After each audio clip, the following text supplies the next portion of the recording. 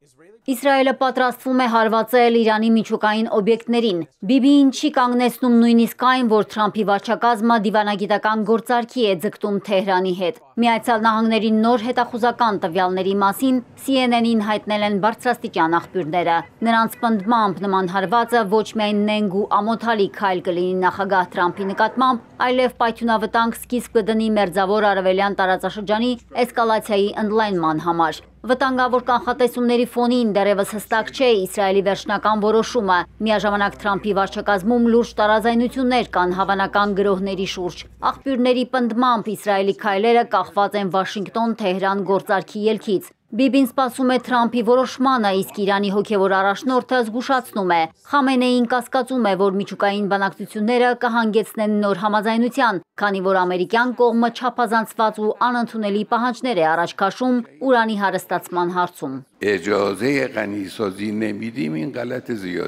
Ամերիկյան կողմը, որ անուղղակի բանակցությունների մեջ է մտել, պետք է փորձի անհեթեթ հայտարարություններ չանել։ Ղալաթ են անում, երբ ասում են, թե Իրանին թույլ չեն տա ուրան հարստացնել։ Իսլամական Հանրապետությունը չի սպասում սրա կամ նրա թույլտվությանը։ Իրանն ունի քաղաքականություն, ունի մեթոդ, վարում է իր սեփական քաղաքականությունը։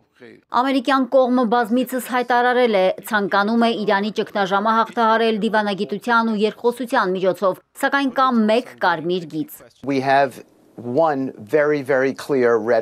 Ունենք միայն մեկ շատ հստակ կարմիր գիծ, եւ դա ուրանի հարստացումն է։ Մենք չենք կարող Իրանին թույլ տալ նույնիսկ 1% ուրանի հարստացման հնարավորություն։ Գործարքի մեջ չպետք է լինի ուրանի հարստացումը, որովհետև հարստացումը ռազմականացման ճանապարհ է բացում։ Մենք չենք կարող թույլ տալ, որ Իրանը միջուկային զենք ունենա։ Հուսով ենք, որ կկարողանանք հասնել մեր նպատակին։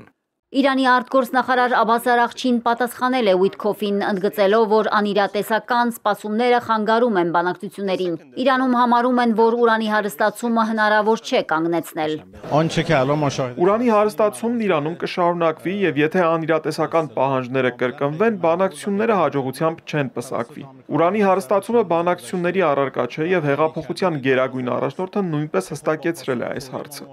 Արաղչին ամերիկացի պաշտոնյաների դիրքորոշումն անտրամաբանական ու անհիմն է անվանել։ Նա նշել է, բանակցությունները սկսել են Իրանի ժողովրդի իրավունքները պաշտպանելու համար, բայց երբեք զիջումների չեն գնալու այդ իրավունքների հարցում։ Թեպետ իրանական կողմը տարակուսում է Վաշինգտոնի հակասական ու փոփոխվող դիրքորոշումներից, այնուամենայնիվ ուսումնասիրում է բանակցությունների 5-րդ փուլը շարունակելու պայմանները, ժամանակն ու վայրը։ Ուրանի հարստացումը կարմիր գիծ է Վաշինգտոնի, իսկ դրա արգելքը Իրանի համար։ Մասուդ Փեզեշքյանը վերահաստատել է խաղաղ միջուկային էներգիա արտադրելու իր երկրի իրավունքը։ Մենք ոչ մի պայմանով չենք հրաժարվի խաղաղ միջուկային ուղուց, անկախ այն բանից, թե ինչ կասեն կամ կանեն ուրիշները։ Իրանում շատերը ցանկանում էին այդ ուղղությամբ գնալ, բայց առաջնորդն ասաց, որ կրոնական տեսանկյունից մենք իրավունք չունենք դա անելու, եւ վերջ։ Իրանը ջանքեր է գործադրում արտաքին ճնշումներին դիմակայելու համար, Վաշինգտոնն էլ վերջնագիր է ներկայացնում։ Կարծում եմ միանգամայն հստակ է իրանցիների համար, մենք շարունակելու ենք պատժամիջոցների կիրառումը, քանի դեռ գործարք չի կնքվել։ Իդեպ կա նաև պատժամիջոցների եւս մեկ փաթեթ ահաբեկչության հովանավորության Իրանի ներգրավվածության վերաբերյալ։ Ինչ վերաբերում է միջուկային ծրագրին, նախքան համաձայնությանը գալը, պատժամիջոցները շարունակվելու են։ Վերլուծաբանները վստահ են, շանտաժը չի աշխատելու։ Վերջնագրերի, պատժամիջոցների, այնուհետև դիվանագիտության ու երկխոսության մեթոդները բանեցնելով էլ Իրանի հետ լեզու գտնելը Վաշինգտոնի համար հեշտ չի լինելու։ Մարիկ Օստանյան, Էպիկենտրոն։